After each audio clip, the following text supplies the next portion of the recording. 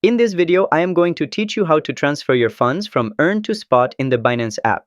If your crypto is locked in Binance Earn and you want to use it for trading or withdrawals, this guide will walk you through the process. Let's get started. First, click the Home section at the bottom of the app. This is where you'll find all the main features of Binance. Then, tap on More to expand the full list of available services. You'll now see all the extra features Binance offers. Next, in the search bar at the top, type Earn to find the Earn section easily. This saves you time from scrolling through all the options. Now choose the regular Earn option, not Simple Earn. This is where all your subscribed assets are listed.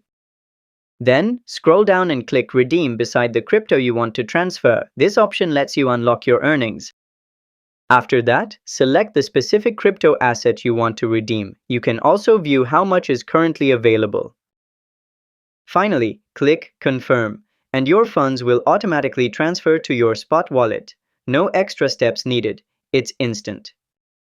And that's how you transfer from Earn to Spot in the Binance app. If this helped you, don't forget to like the video and subscribe to How to Tutor for more crypto app tutorials. See you next time!